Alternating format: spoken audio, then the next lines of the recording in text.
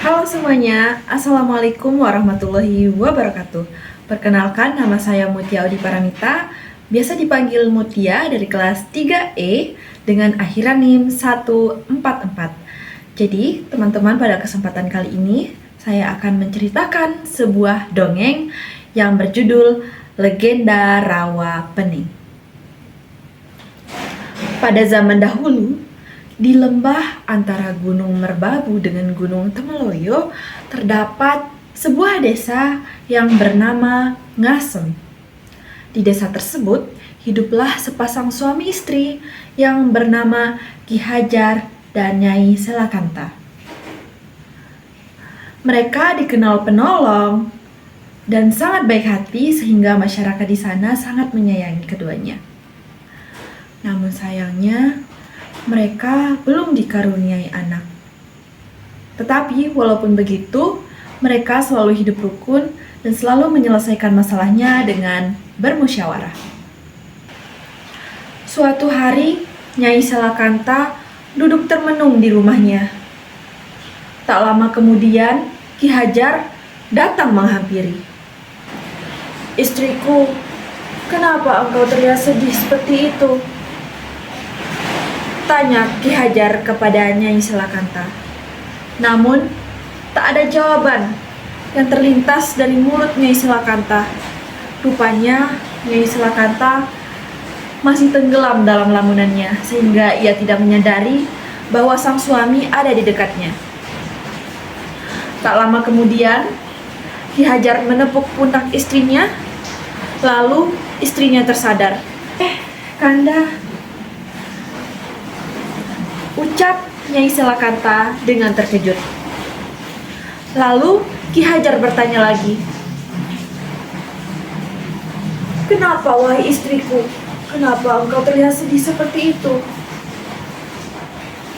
Ki Hajar memastikan lagi untuk kedua kalinya. "Tidak memikirkan apa-apa, Kanda. Dinda hanya merasa kesepian. Apalagi jika Kanda sedang pergi. Seandainya ada suara rengekan dan tangisan bayi, mungkin hidup tidak sesepi ini. Sejujurnya, Dinda sangat ingin sekali memiliki bayi. Dinda ingin merawatnya dengan penuh kasih sayang." Mendengar ucapan dari istrinya, Ki Hajar merasa sangat terpuruk. "Sudahlah Dinda, mungkin belum waktunya kita mempunyai anak. Yang penting kita sudah berusaha dan berdoa kepadanya," ucap Ki Hajar kepada istrinya. Lalu sang istri pun menjawab, "Iya Kanda." Nyai Selakanta meneteskan air mata.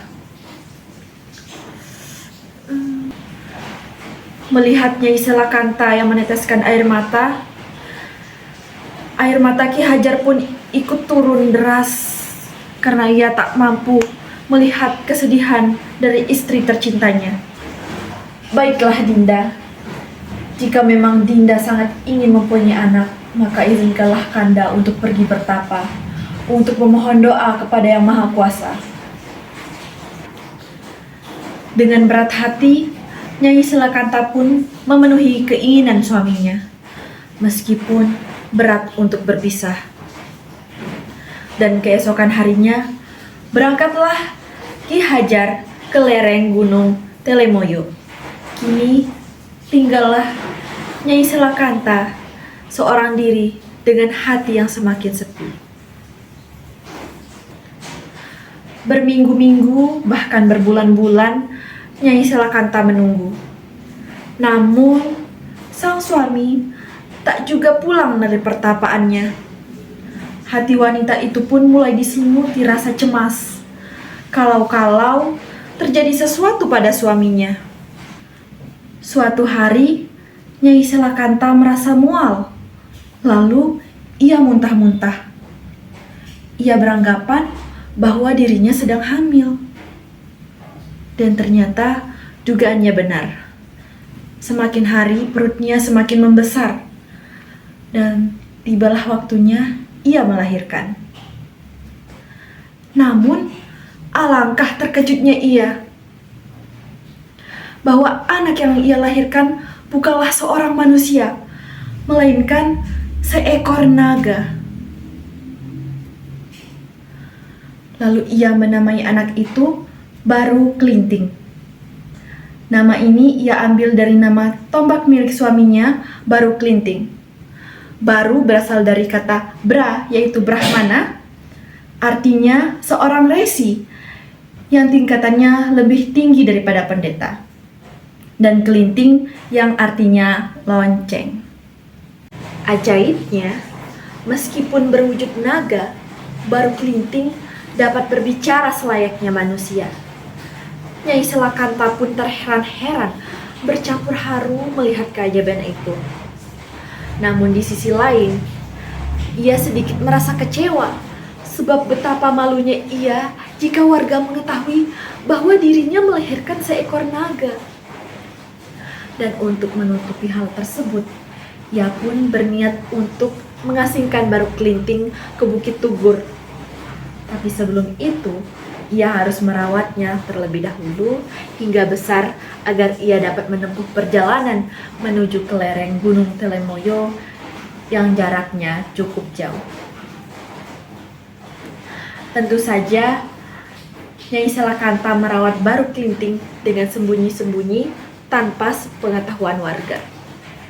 Pun terus berjalan dan Baru Kelinting pun tumbuh menjadi remaja. Dan suatu hari, anak itu bertanya kepada ibunya, "Ibu, apakah aku memiliki seorang ayah?" Tanya Baru Kelinting kepada ibunya. Dan sontak, ibunya pun terkaget-kaget. Nyai Selakanta tersentak. Ia kaget, ia benar-benar tidak percaya dan tidak menduga bahwa pertanyaan itu keluar dari mulut anaknya. Namun, hal itu telah menyadarkan dirinya bahwa sudah saatnya Baru Kelinting mengetahui siapa ayahnya. "Iya anakku, engkau memiliki seorang ayah. Namun sekarang ayahmu sedang bertapa di lereng Gunung Telemoyo. Pergilah engkau menemuinya dan katakan kepadanya bahwa engkau adalah putranya," ungkap Nyai Selakanta kepada Baru Kelinting. "Tapi Bu, apakah ayah akan mempercayaiku bahwa aku adalah putranya, sedangkan badanku seperti ini berbentuk naga?" Tanya Baru Kelinting dengan ragu. Lalu Nyai Selakanta menepis semua keraguan putranya itu.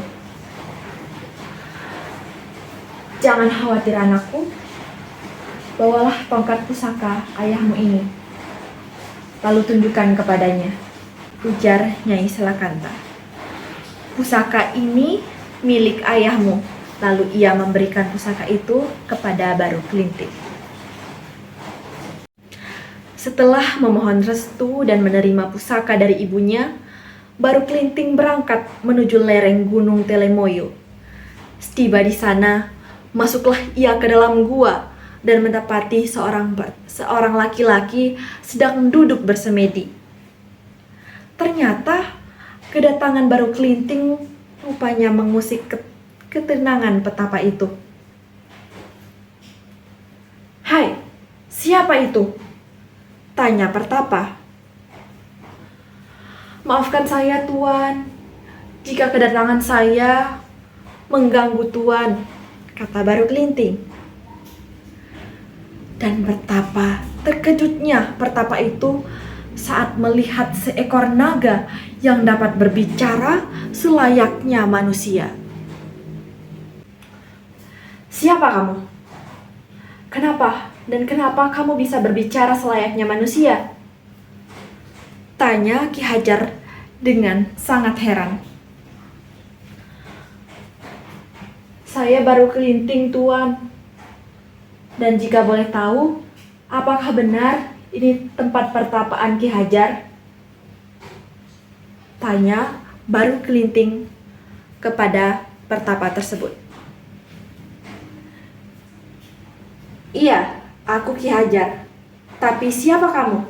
Kenapa kamu bisa mengetahui namaku? Dan siapa kamu sebenarnya? Tanya pertapa itu dengan sangat penasaran. Mendengar jawaban itu, Baru Kelinting langsung bersembah sujud di hadapan ayahnya. Ia kemudian menjelaskan siapa dirinya. Awalnya, Ki Hajar tidak percaya jika dirinya memiliki anak berwujud seekor naga. Dan ketika naga itu menunjukkan pusaka Baru Kelinting kepadanya, Ki Hajar pun mulai percaya. Namun, ia belum sepenuhnya yakin. Baiklah, aku percaya jika pusaka Baru Kelinting ini memang benar milikku.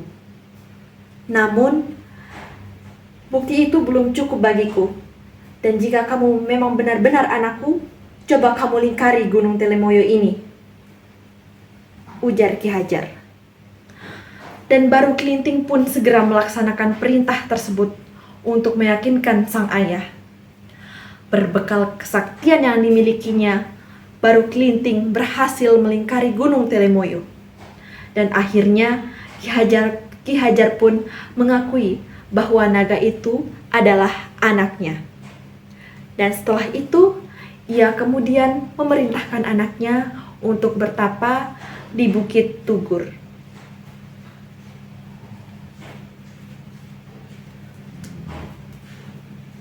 Pergilah kamu bertapa ke Bukit Tugur, ujar Ki Hajar. Suatu saat kelak, tubuhmu akan berubah menjadi manusia seutuhnya.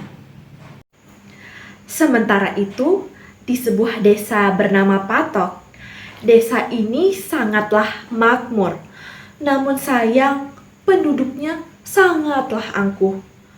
Dan suatu ketika, penduduk desa Patok bermaksud untuk mertidusun, yaitu pesta sedekah bumi setelah panen. Untuk memeriahkan pesta ini, akan digelar berbagai pertunjukan seni dan musik. Berbagai makanan lezat pun akan disajikan sebagai hidangan bersama dan jamuan untuk para tamu undangan. Dan untuk itulah, para warga beramai-ramai berburu binatang di Bukit Tugur. Sudah hampir seharian mereka berburu, namun belum satu pun binatang yang tertangkap.